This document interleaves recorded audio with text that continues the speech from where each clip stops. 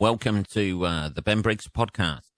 This is Ben Briggs. It's all in the name. It's finally happened, people. Finally happened.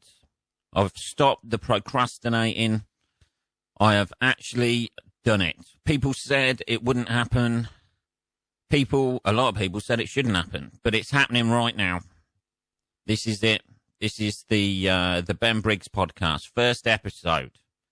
That's it, coming at you through the internet or radio waves or however the hell this happens, through space as well, I imagine. That's what they say, don't they? That's what they say. All the radio waves are out there, just winging their way through space for some geeky little alien to listen to at some point with his big fucking moon head, I imagine. Everything's out there, isn't it? Hitler's speeches, just this and Hitler's speeches. That's all that geeky little alien sitting in his mum's cellar, I imagine, with social issues, just sitting on his own, is one day going to be listening to this. So thank you for listening to it. This is the first time I've ever done a podcast, and I've finally got off my ass and actually putting it out there and doing it. So thanks for listening to this, the first ever one. And I ain't going to lie to you, it feels weird. It feels a little bit weird talking to nobody, hoping that people are going to listen to it.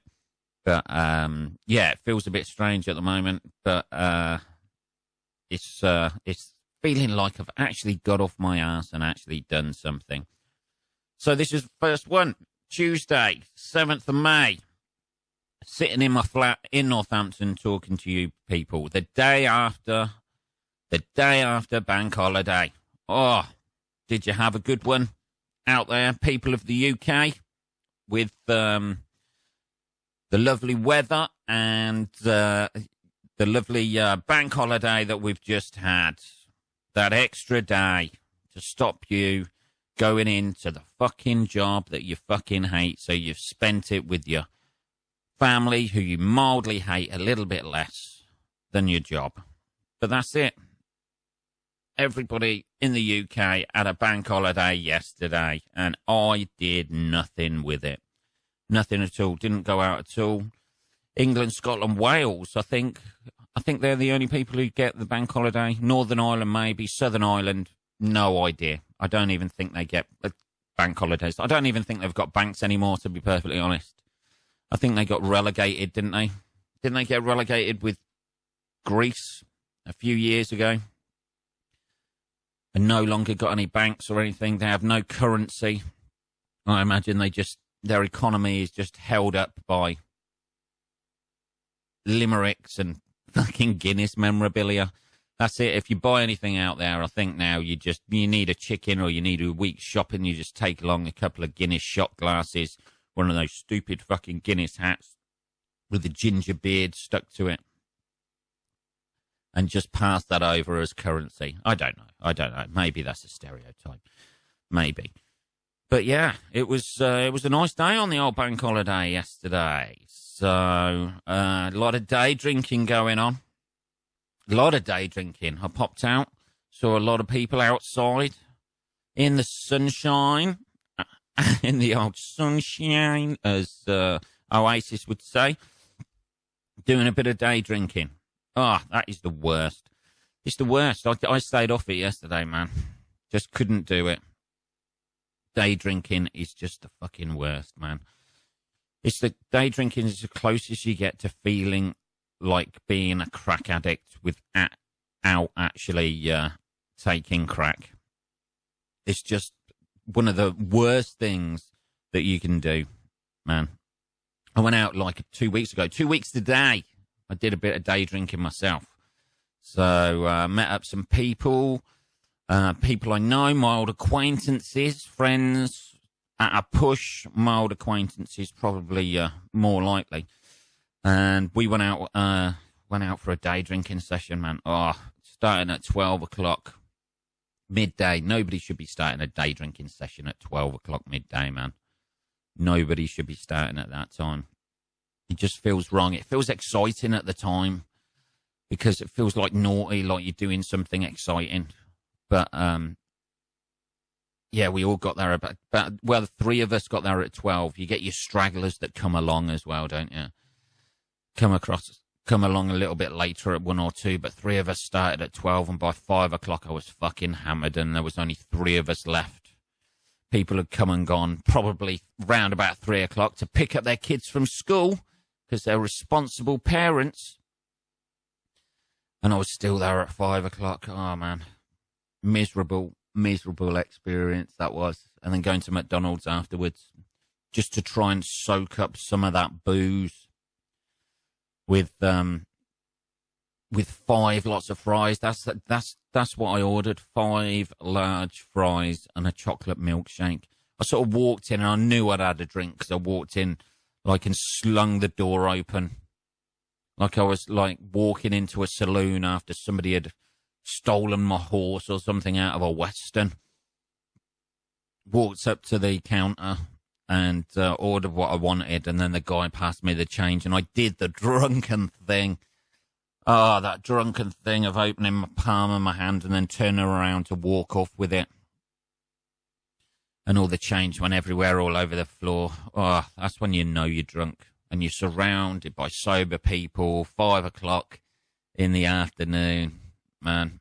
Oh, people there with their kids. Dads who haven't seen their kids for a couple of weeks, taking them out for their special meal just to keep in touch with the children they don't see. And I'm there scrabbling around on the floor. Oh, for some change. There was actually 5p left on the floor, and some woman came over with her kids and said, "There's 5p. You've still got 5p over there on the floor." And I turned and just went, "I think we're both better than that." And she looked at me as if I'd just fucking whipped my knob out in front of her kids, barely just shielding her kids from me. She knew I was drunk. She knew I was drunk. So that was my last experience today drinking, and a lot of people were doing it yesterday on the old bank holiday. Beautiful having an extra day, isn't it? Especially when the weather's nice. Although I did not use it like that. I stayed in doing stuff. Didn't even go away. A lot of people, there's 2 types of people on a bank holiday. You either go out day drinking, or you go away and you do something. You use that extra day to just go away for the weekend. Maybe you went to the coast. Maybe you're one of those people. Go down to the coast, get some of that lovely British sea air, that biting wind, get that chilled complexion about yourself. Did you? Some of you do that, did you? You get away down to Blackpool. Oh, Jesus, that's a fucking hellhole. I went to Blackpool last year. Like, I was doing a gig, I think. Where was I? I was at the Comedy Station doing a gig, and I stayed at Blackpool. I actually stayed in Blackpool that weekend. Oh, that is a fucking depressing place, man. It is. It's like Blackpool, the only way I can just sort of describe Blackpool is like, it's like Las Vegas in the Great Depression. That's what it feels like. It just feels like run down, horrible, needs some money behind it. Definitely needs some money behind it. But I stayed there. We stayed in a hotel overnight, did the gig, and then we got to the hotel about 4 o'clock or something in the afternoon, waiting to do the gig that night. And booked into the hotel. £120 per night at this hotel. And you think, oh, this is going to be lovely. £120 per night. It would have been in the 1920s, I imagine. It would have been a beautiful place in the 1920s, but they hadn't fucking redecorated it since then. They hadn't even looked at it since then. They hadn't even run a fucking carpet sweeper or a hoover around since then, I don't think. But yeah, did the gig, nice, went out, down by the seaside, had a little look across the beach, which was basically an ashtray. If you've ever been to Blackpool Beach, you'll know this. It is an ashtray with grains of sand sprinkled lightly in between the fag butts. That's what it is, with a massive wall at the front. It's got like steps coming down like to the beach, and a massive wall as if they're still expecting the Germans to be invading or something. Just a massive sea wall, just pure concrete. None of this Mediterranean beach or anything like that. We're always ready for attack on this island, it seems. Anyway, they are at Blackpool. Not what you'd really want to attack anyway, to be honest. Not unless there was a massive shortage of Kiss Me Quick hats and fucking sticks of rock. But, yeah, going out in Blackpool at night was horrendous. The prime beachfront area. This will tell you about the sort of clientele that Blackpool gets. The prime beachfront property. Like right on the beach, right at the front where you'd expect all the nice shops or like the restaurants and things like that. They got a Poundland right, the primest property in Blackpool that you could get, and there's a fucking Poundland there. You know, I'm on holiday, but I still want to buy cheap cleaning products, so that all comes into focus with that. Lovely. Brilliant. What a result. Poundland and the Sports Direct. Just in case you haven't bought enough Lonsdale sportswear with you, there's still a place where you can get those last-minute bargains in Blackpool, right on the seafront. But, yeah, we went out at night after the gig as well. Jesus, that was... we went into a little place, like for a drink afterwards.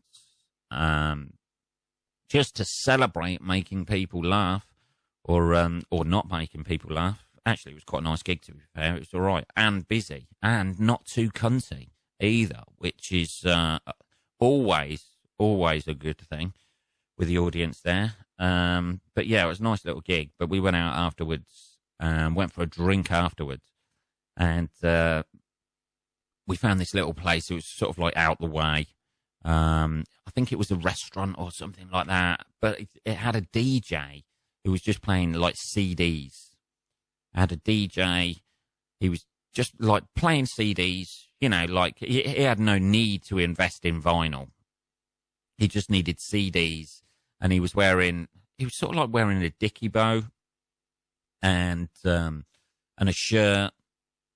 He looked like a bouncer who'd basically just taken over DJ duties. You know, just in case you got out of order, he'd probably kick you out. But he could only really give you a kicking outside for about 3 minutes until he needed to change the next song. So there's a limit to his violence, I imagine, which is always quite nice to know. But we went out there, and there was it got to about 11 o'clock, 11:30, I think. And I remember seeing somebody walk by with a baby in a baby carriage. Yeah, I just got a baby. I'm taking my baby out for the night. You know, it's 11:30. She was pissed as well. Having a child should not get in your way of experience of getting yourself absolutely shit-faced. But fair play to her. She had a baby with her. Good old girl. But maybe you did something like that this weekend. Maybe you went across to the coast. Who knows? I hope you had a good time. This is, as I say, I did very little. I did very little yesterday. I stayed in. I watched a few things on Netflix. The future of entertainment. I watched a little bit of that little documentary on Netflix as well. Yeah, I know. Improving myself. I watched a documentary about the Circus on Netflix. I know. That's what it's come to. I've hammered Netflix like the last couple of weeks and watched everything I wanted to watch. And then you sort of like start getting desperate, don't you? And you think, oh, that might be mildly interesting watching that. So I watched this documentary on the Circus, and it was just awful. Oh, man. It was just, the Circus it was basically, by the looks of it, it was just slavery for people with a mild talent. That was it.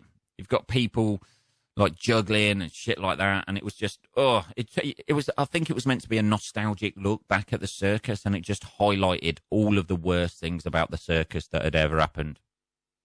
It was just, the best thing about it was like some of the names and that, because obviously you have the freak show and stuff. Oh man, they have the freak show. There was the guy who was billed And everything's billed as the greatest show on earth. Every single circus was the greatest show. This is the greatest great show. And then there were so many great. It was like a linear line of like, this was the greatest show. No, this is the greatest show. No, this is the greatest. This is the greatest. That's the greatest. This is the greatest. Yeah, it was all the greatest. But some of the names, man, of the people. I had the smallest man in the world, like one of the circuses, and his name was Admiral Dot. Oh, man, I'm still laughing about it. Still laughing about it now. Admiral Dot. It was one of the... I was laughing at that for ages, and he was just standing there. Just standing there in his own little admiral's uniform, looking really regal, actually. But you know that people would just come in to look at him and freak out a little bit. Bearded women, any sort of like freak. They had, you know, tall people. It's nice to see that they could still earn a living back then. But Jesus, people just coming around to gawp at them must have been horrendous. But that was the only that's it goes to show sort of like lack of entertainment value that they had back then in the 1800s and that. People get excited about going to see freaks at the circus. Bearded women who just looked. They had a recollection from like one of the bearded women saying that she thought having a job finally would give her self-respect. Nope, not that job. It wouldn't. No, people just coming to look at you, and you can't shave that off, can you? Like if you said you're not going to meet many people unless people have got a beard fetish. You're not really going to meet many people. I think she died single, and you couldn't shave it off, could you? Because you've just instantly lost your employment. Just instantly lost it. It was definitely a time when things like health and safety and things like that just didn't. Nobody gave a shit about it. I think there was a fire like in one of the big tops, and they were huge. They were about the size of a football pitch or something like that, I think. And they had like 3 rings inside them, and there was a fire in one of them one night, and it just like went up in flames in seconds because, as they pointed out, they used to weatherproof the big top tents with gasoline. You know, what's the worst thing that could happen there if you're weathering, weatherproofing a big top with gasoline? You know, this is the time when people smoked inside. This is a time when people didn't give a fuck about smoking. It's a time when people smoked when they were fucking asleep, and they're weatherproofing like a big top with gasoline. So obviously it just went up like a fire. Like, you know, just went up in fire fucking quick. 130 people died, like when this fire went in. 130 odd people or something like that. And they say they actually made a statement afterwards for the next circus, just the next circus, not like all of the circuses, but just the next circus. They were thinking about giving a percentage of profits to the victims. They don't give a fuck. Just collateral damage. Just collateral damage. Oh, Jesus. It was just like the worst types of, just the worst type of thing at all of those times. You know, the show must go on. Sweep those ashes away. We've got another performance. Get rid of those bodies. Come on. We've got to get the elephants through there. Oh, man. And it was just everything about like it. I think it was meant to, like I say, I think it was meant to be like a nostalgic look back, but it was just like the worst types of everything. Like white people, like the white workers, like who put up the tents and everything. They wouldn't work with the black guys. They wouldn't work with black people. So they had to hire specifically white people just to put up the tents because they just, fucking human beings are awful, man. Just the worst type of people at that day and age where life didn't matter one fuck, like, to anybody. Yeah, so that was one thing I watched. Jesus Christ, man. It was, it was pretty bad. Yeah. Absolutely awful. I tell you what's something that's pissed me off this week that I saw on Facebook. I don't know if you guys have seen this. Have you seen the new Gillette advert, man? Oh, I know people were talking about it like a couple of months ago, and I thought I'd check it out because I don't really watch normal TV anymore. I just watch Netflix, so I don't see the fucking adverts coming up. And I saw that advert, the Gillette advert, for years and years. Their slogan used to be "the best a man can get." The best a man, the best man can get.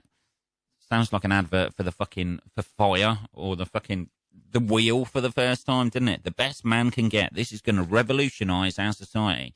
But the best a man can get for their advert. And now, I think they've changed it to the best men can be.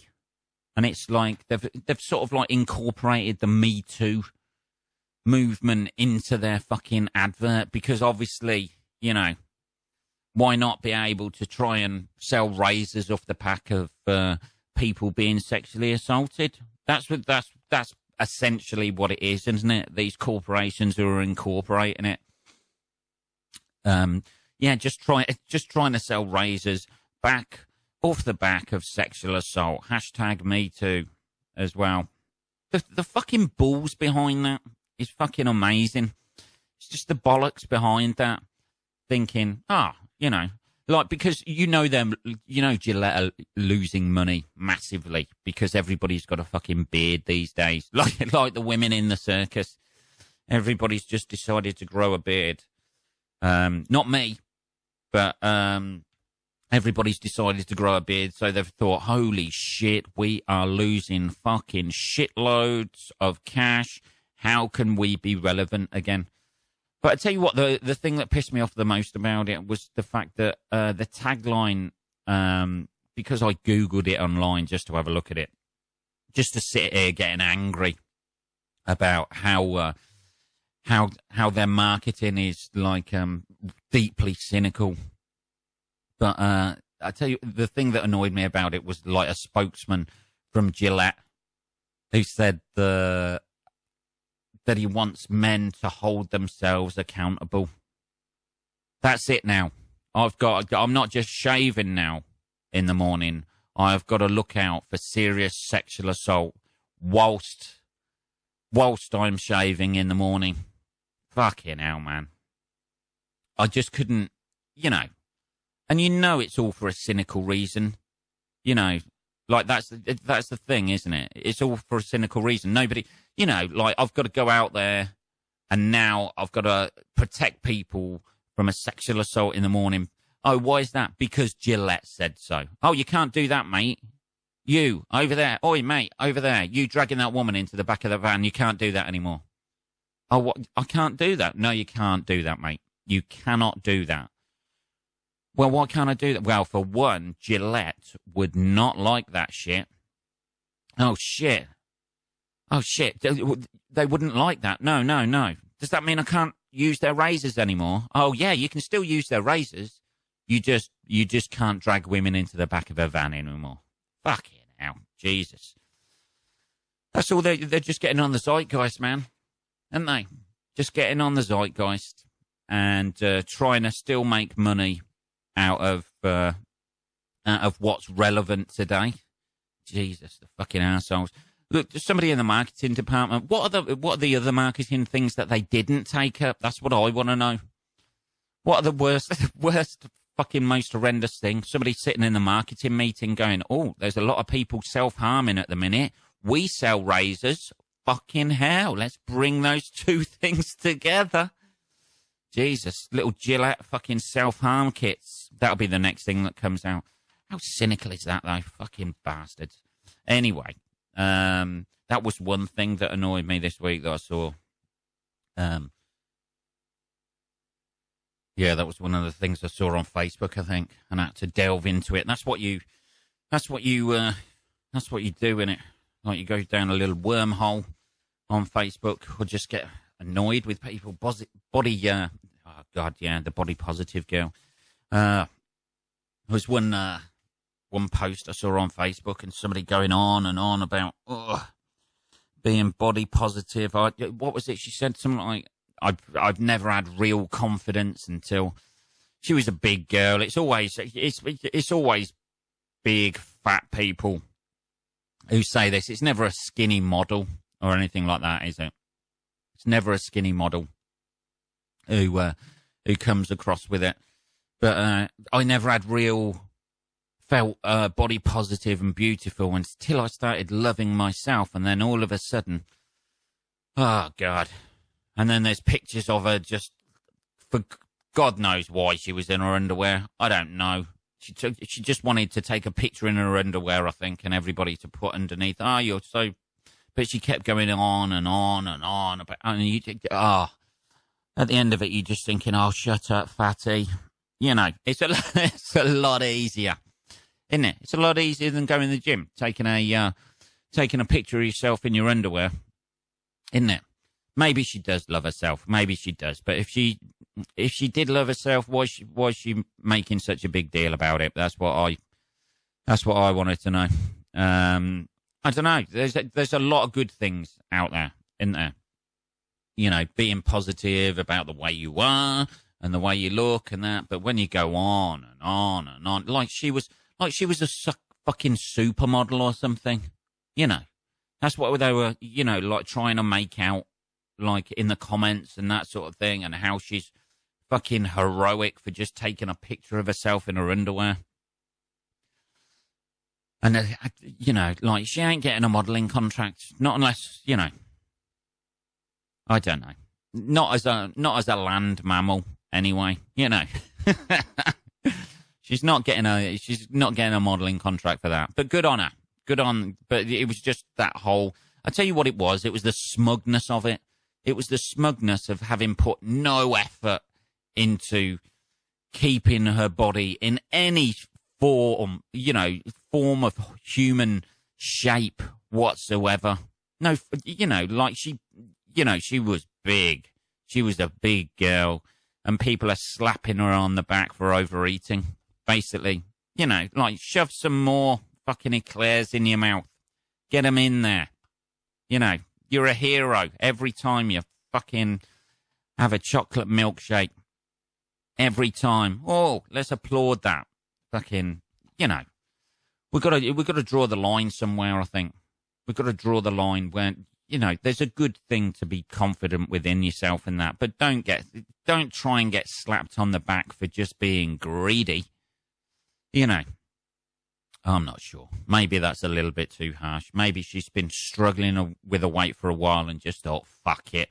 This is my way out. It does seem like a way out. This is my way out of not doing anything and just remaining the way I am until some poor bastard's got to be a pallbearer at a funeral. And when that broken back happens in 40 or 50 years' time, I'm sure he's not going to, whoever's carrying her coffin is not going to think she's a hero. Oh, fucking hell. How are we getting on? Let's have a look at this. 28 minutes. Shit, man. 28 minutes. And I have been ranting and sounding off. I was hoping to look for half an hour per episode. So we're there or thereabouts at the minute. I'm not too sure what else we can say. Just like really, just follow this podcast. If you like it, it's going to be coming out every week. Possibly on a Tuesday. It's basically me just chatting like this every week. So follow us on the Podbean website. That's who it's through, and I'll get it on iTunes, and it's going to be a regular thing. I might do a few little episodes, maybe at the weekend, just a quick 15-minute or something, but I'm kind of finding my way with it at the minute. So anyway, thank you for listening, and tune in again next time. That sounds like a fucking weird sort of like 1970s TV program that they used to say. Same time, same channel. But thanks for listening, and fucking did it. Smashed out the first episode. There you go. If you got a dream, you can do it. Accomplish that dream. This was not the dream, but it was just getting off my ass to actually do something. So thanks for listening again, and I'll be back possibly at the weekend with a little bit of a shorter one, or maybe another half hour. But we'll see what we get away with. All right. Thanks a lot. Take care.